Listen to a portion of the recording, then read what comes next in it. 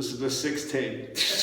All right, so I was in Philadelphia. Seems familiar now. Went to, it was speaking at a yoga studio, and they had a famous mantra, and there may be different translations, but this was the translation they had on the wall, and I may not remember completely, but it was gone, gone, gone, to the other shore, attaining the other shore, having never left. Yeah? I think I got it right. So what my head did was immediately switch and put on having never left, and then see, you wouldn't even get through two more words in the next lines. It would have been like one of like President's tweets, dot, dot, dot, dot, dot, dot, dot, dot, dot, dot, dot. Really, it would be nice. On having never left, dot, dot, dot, dot, dot, dot, dot, dot, dot. Let's find out. It would change, what would you call it, the theme or the spirit of your day, being clear that on having never left. And now I remember I did this retreat, therapeutic thing in Australia, 2001. Very, very perfect for me at the time as an action figure. So it was like an 8-day event, and they'd induce like cathartic events with music and stuff, and people would just let it go. And then I would just be sitting there, and I didn't want to get, I just really waited, and then something would always kick in. And one of the big ones was, I realized that I could never get back, yeah? And it was like an incredible, existential angst. I mean, I had left, the wholeness, and I could never get back. And I was like chanting it like a fucking I can never get back, and I'm crying, I can never get back. But in real hindsight, right, is because I never left, you see. I wasn't seeing the punchline. I was in the gone, gone, gone, thinking I'd never left, and I'm never gonna get back to the shore. When in fact, I didn't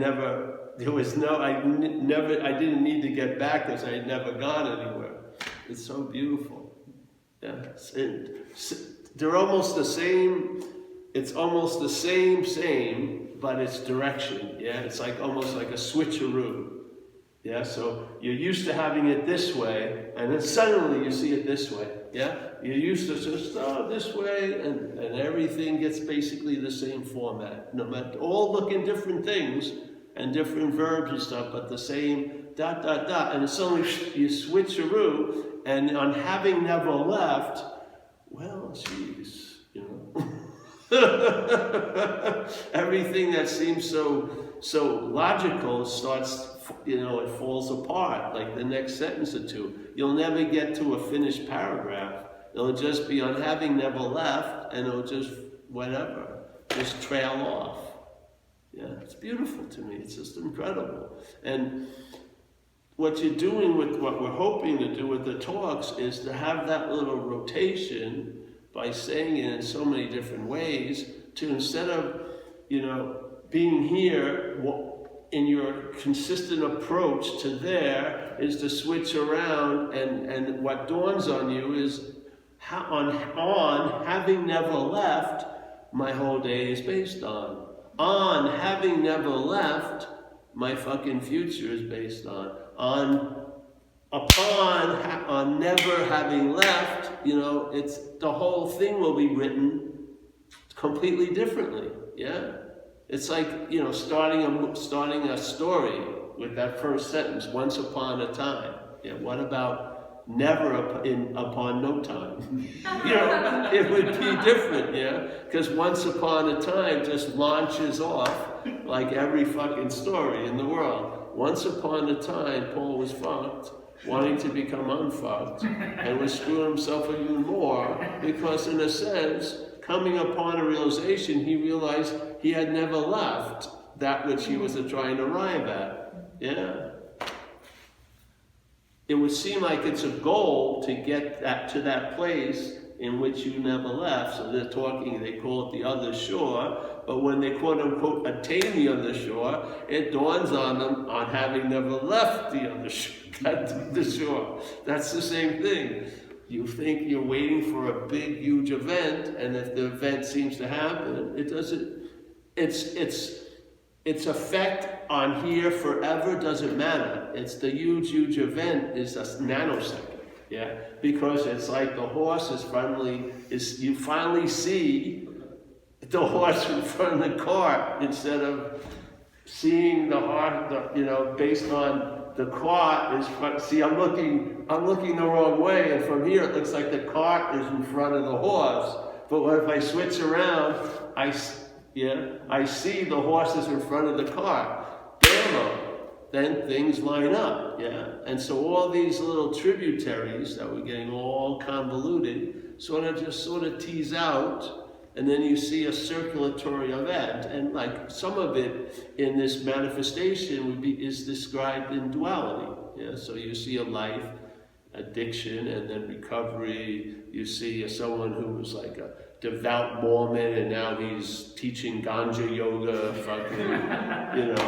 it's because there's swings, this and then that. It's like, I'm so surprised what happened to Daniel. But how can you be? It goes this way, it goes that way. If you've seen from having never left, you've seen the movements that imply you were there and you went here, but on having never left, you realize you were not that who was an addict, nor were you the person who was recovered. Yeah.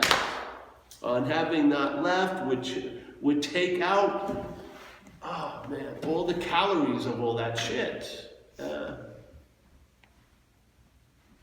And then you wouldn't have this huge, it's so paradoxical. How could he be so bad and then so good? It's just the swing of this place, It's like low tide and high tide. That's what happens, yeah? It looks like there's no water on the beach, and then it looks like there's no beach in the water, But it's basic, yes, it's just...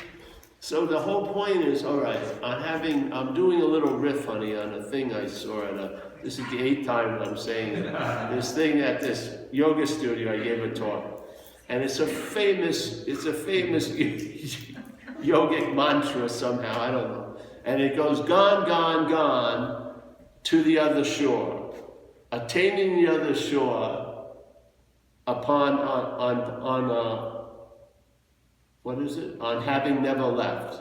See? So the seeming attaining the other shore, the real nugget is upon what?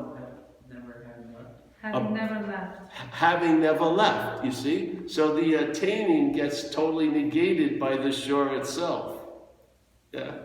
Once you arrive at the other shore, it tells you, whatever it was, lost it again, but upon having never left or something. So suddenly, let's say your story is now based upon having never left, and say instead of based upon what? Let's say separation, disconnection, no love, you know what I mean? The stories are based upon a lot of things. Obviously, they're based upon separation, individuality, a sense of being the doer. I was just watching a documentary on the plane, 3 identical strangers, where they had this, do you see it? 3 twins. Yeah, the 3 people who are twins, or triplets. Yeah. But I lost the Wi-Fi. But I got a sense what they were getting to. They were these psychiatrists had separated these kids that were twins or triplets and put them in different families to see if is it nature or nurture that's the biggest influence.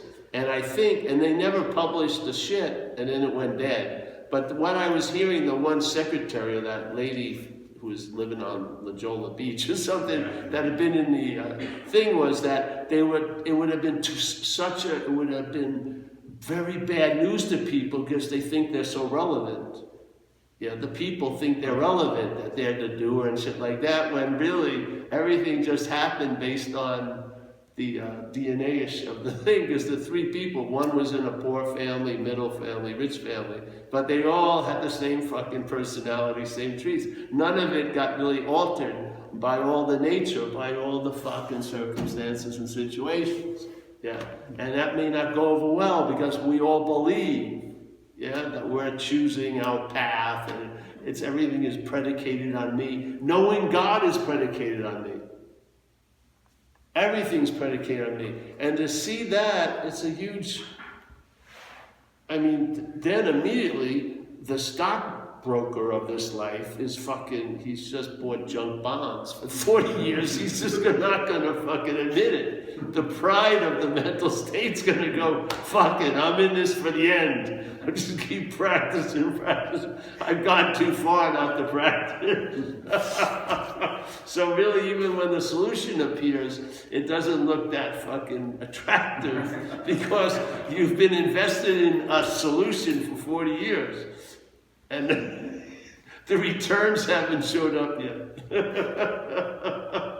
So upon having never left, all this would be different. Yeah? Don't you see? It's almost as if we start from a made-up place all day, and then thinking like it's gonna go well.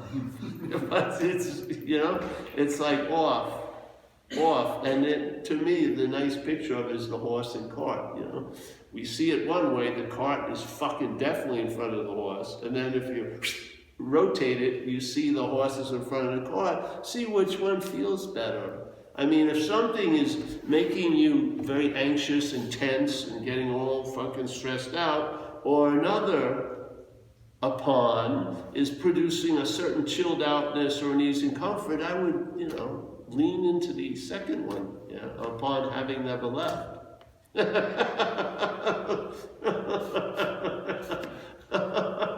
Just love it, because I see it just go off. And then now, every movement is tattooed with that, instead of hoping to attain, or hoping to arrive at, or afraid of losing, you know, afraid of not getting what I want or losing what I have, all negated by upon having never left. Yeah, that would be a very soothing balm, you know, with all the trucking around. If you could have that as a living, like, just like I had that radioisotope of escape when I was out there using, if I could have, upon having never left, just sort of blinking, a little bit of a radioactiveness in there, it would just like that urge to freaking escape produce so many effects driven this way, that all from that little ding, ding, ding, you know, to have it, you know, upon having never left, yes, the whole trajectory, the whole propulsion would change. You wouldn't have to be fucking playing the dials. In a sense, something would be set, and as it went, you'd hit a reminder upon having never left, upon having never left. I'm really hoping I get upon having never left. I think I blew it upon. Yes, you would have it would be every time you were building a little mental, it would just blow down, you know, like a kid with the sand thing, the wave just wash it off. Maybe the kid would, you know, fucking not take the sandcastle so seriously. Upon knowing it's going to leave, upon knowing it's going to leave, upon knowing it's going to leave, it would probably produce something, I would say. So, but the weight of it is if you have a little taste of non-duality, and we all do. We've all had a taste of the rotation of the horse in front of the cart, from the cart in front of the horse. I know, I've seen it. I've seen registering in everyone here in this room. All right, so that we've got the flavor. Now we match it with something, let's say, like upon having never left. Ah, yes, it's like you know, a cracker, you know, like a Mary's cracker, and then let's say you have macadamia nut butter, and then let's say with some tangerine marmalade, homemade. You put that fucking cracker, it's unbelievable. It tastes so good. So you have the cracker on having never left, but then there's an adding of the flavor because it's been triggered. You have that entertaining. You've tasted that little joke. Just like if you're watching a Coen Brothers movie, like Raising Arizona, if you start laughing at the beginning, you laugh the whole fucking movie. Some people don't get it, and they don't get it through the whole movie. But if you get the first minute or two, you're going to be laughing like the whole freaking movie, or like the Big Lebowski or something. Yeah? That to me is that sense we've all been given the sample. And then you find something comes, or you see something, you hear something, and then it matches it, and there's some, yeah, cooks up something. Yeah? Yeah. This is the whole thing, the switcheroo. Upon having never left, there's such a disarming feeling, isn't it? It's like my grandmother whispering it to me when I thought I fucked up or lost, and my grandmother would have just, first of all, would have flipped me out if she said it to me. But if she would have said, Paul, upon having never left, don't worry about anything. You're fine. That which you are is not going to be touched here. I can promise you. Yeah, that would be a very soothing thing. I would have probably gone to sleep very fast that night. Yeah? Because she would say with authority, and not just, but authority. She had that oomph, and I was open to her because I loved her. So can you imagine the delivery of that? So why not have it yourself? Upon having, we've all seen enough. Yeah? That this should have a flavor. And there's more of them that will trigger a flavor. And the flavor is the key. The flavor is the real, that's like studying text or scripture, the flavor. You get the flavor of the simple little statement of, hey, what's looking is what you are looking for. Yeah, you get that. You get that thing. See, the you that looking for, yeah, is the cart, and the horse is the what's looking. We have the cart, the you looking for what's looking. Instead, what's looking is what you're looking for. You see the rotation. It flips. And then, wow, then it's let it stay there a little bit, because the mental room wants to switch it back. It's very stubborn, yeah, with the self. But if you can just let it hold for a second, a lot can get undone and rewired, yeah? So instead of you looking for what's looking, you realize what's looking is what you are looking for. Yeah? First statement is you looking for what's looking. The cart is preordained to be before the horse. St. Francis switches it and says what's looking is what you are looking for. So now the horse is in front of the cart. It makes fucking sense. So you stop looking for what you are from what you're not, and you see what you're not from what you are. That's the rotation. It doesn't do 360, it's just like this. It's like a 180. Yeah? Because you could have so much story based on having left, really. Of having been separated, of having been fucking bad, of having been unlovable, unloving, having been vindictive or hurtful. There's a lot of starting points for a lot of fucking stories of recrimination and guilt and shame based on, yeah, you left when you weren't supposed to, and this and that. But the idea upon having never left, yeah, none of those shenanigans would have a huge hold on you anymore. You would negate it. You would negate the whole story of the cart by establishing the horse in front of you. Yeah? And the horse is upon having never left. Isn't it beautiful? That's how I felt it in that thing, and I haven't stopped feeling it the last 3 days. Yeah, it was one like a little branding iron. It just hit something, and I was like, wow, I can see the rotation beautifully. Yeah. And that's what in recovery would say, perhaps there's a better way. Trusting something infinite rather than finite self. It's sort of like the rotation, yeah? Looking at life from finite self, scary. Not going to get what I want, lose what I have, blah, blah, blah. Looking at it from something that's infinite, trusting that, it's seen differently. There's going to be a seeing, but how's the seeing going to be, yeah? There is going to be a seeing, but how's the seeing going to be? Is it going to be based on one point or cart or horse? And you can tell the difference. Yeah? One produces a certain tension, a certain, I'm going to have to do something else, or more meditation, when's this gonna fucking end? You know, whatever. I can't go on another retreat. It's like I'm tired of sitting there for 40 years. Yeah. The other is, hey, chilled out. Yeah. Where do you find yourself right now? Based on what condition? Based on the condition that all things are coming and going.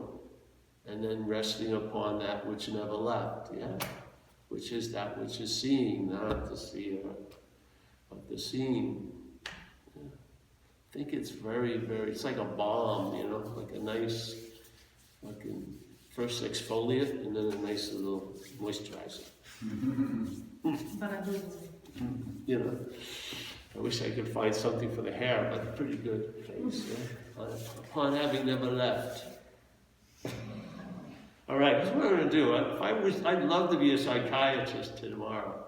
And then as soon as the person would enter for the therapy session, I'd say, Mr. Smith, upon having never left, let's go. Go ahead. Talk about what?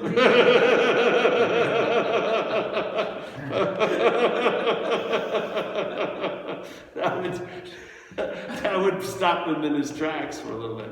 Wait a minute, everything I'm going to talk about is based on the assumption I've left, or I'm apart from, or I need to get there, but upon having never left. You see how beautiful? Yeah. It's that quality. Now, upon having left.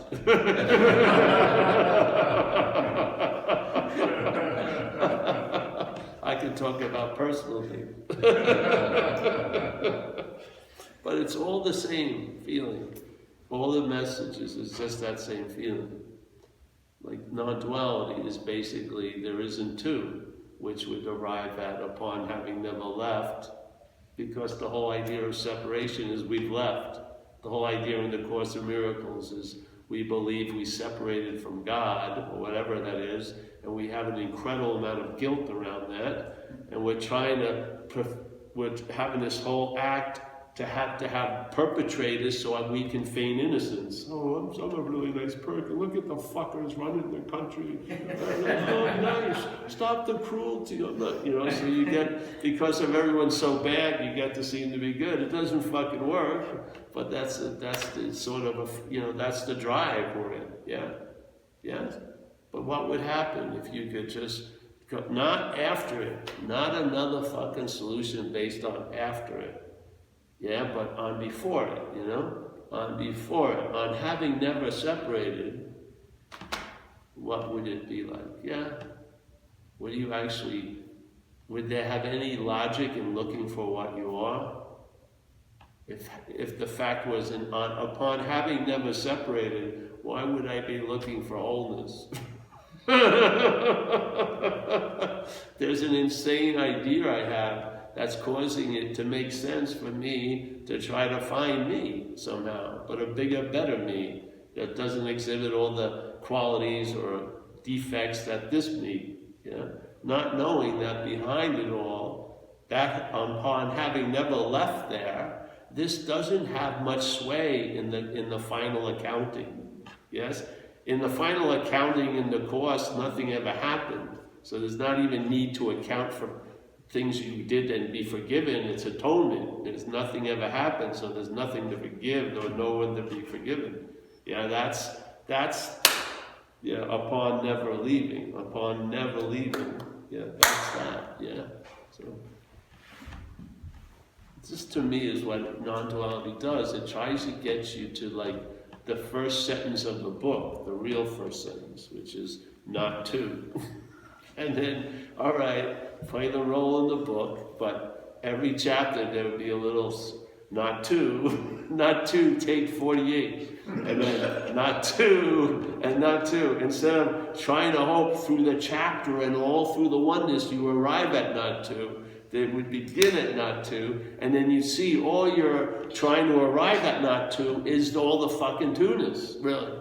And maybe you'd see, what? I had no idea that's what was happening. I had no idea my spiritual practices themselves were reinforcing the two-ness. How can they destroy it and make it one?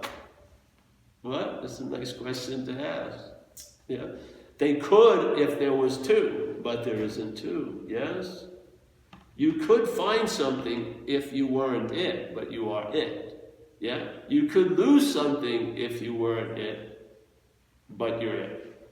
Yeah? All these possibilities are based on a certain assumption, or many, and they're not, those assumptions are assumed. They're not true. But they cause a lot of searching for the truth based on a false assumption. You see, the false assumption will negate the truth after it, every fucking time. Yeah. Because the head invested in a false assumption, yes, all is searching for the truth will be a rationalization of the assumption of, yes, I was once separate. Yeah?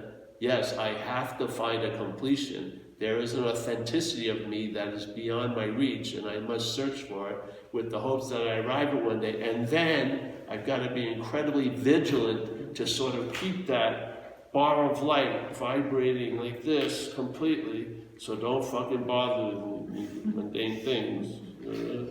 Take care of them. I'm not doing the dishes. I'm too busy.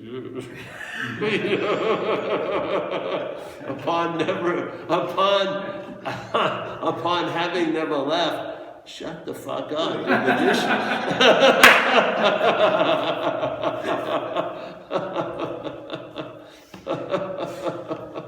So, I think it was short and sweet tonight. Do you have the flavors in the trailer now?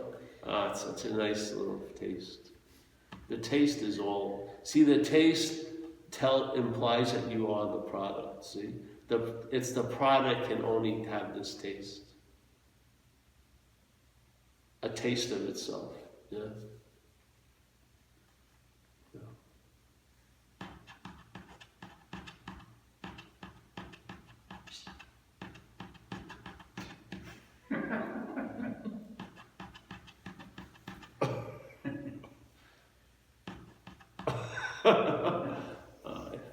So, any questions?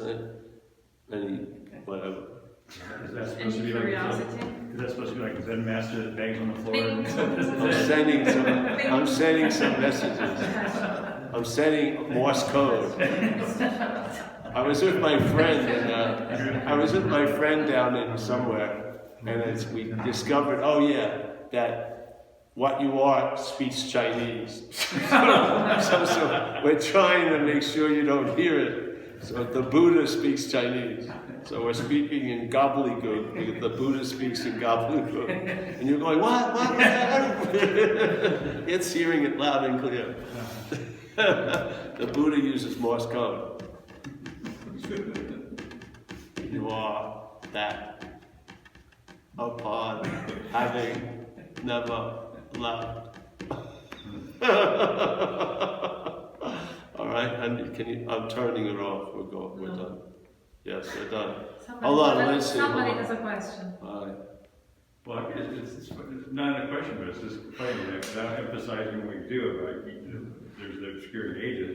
We've already got the prodigal son and Course in Miracles. Nothing real can be threatened. Nothing unreal exists.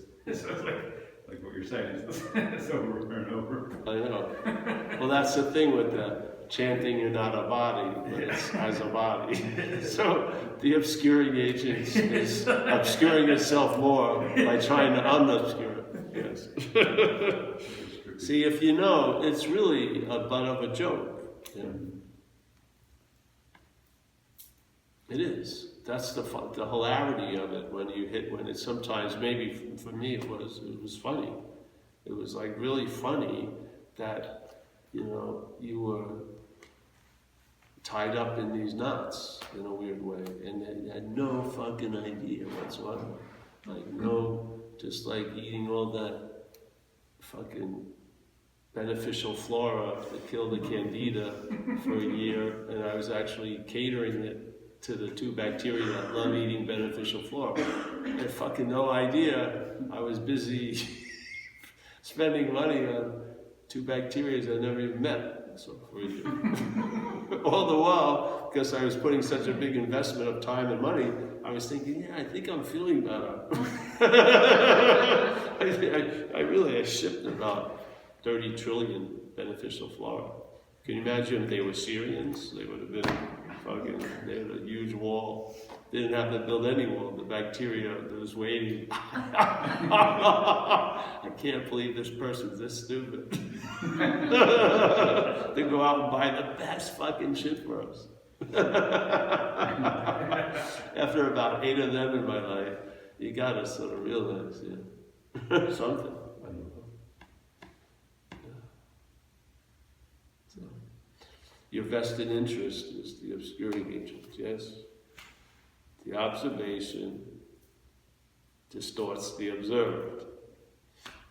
You can't get around it, because we're in constant observation, because consciousness is coming through, right? We're observing stuff, feeling, taste, touching, and everything, this distorts the observed, makes it something.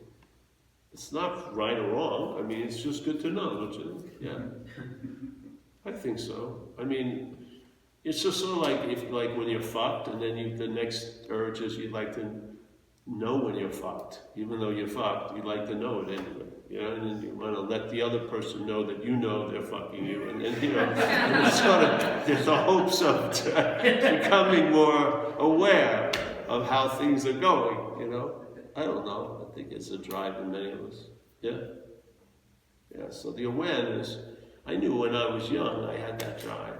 I just felt, especially after the first LSD trip, I was keen on, checking out the House of Mirrors, I said. But I had no idea the huge role I played as being the obscuring agent. I thought it was all you.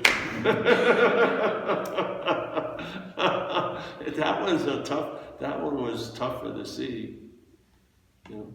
I had to stop looking, that was the problem.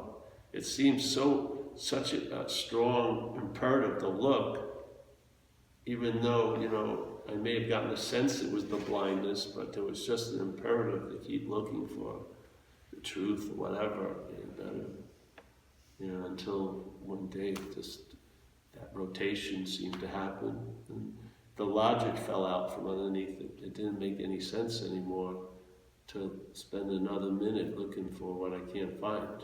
It just seemed so obvious. Just like when I got struck sober. It just seemed so obvious that this apparatus is not managerial quality. I couldn't live a day at a time. Just can't pull it off. Too many, wrong ways. They're called the fucking Highway 101, but they're fucking dead ends. There's always going on these long jaunts. All right, that's it, babe. I'm done, yes, now. I can feel it.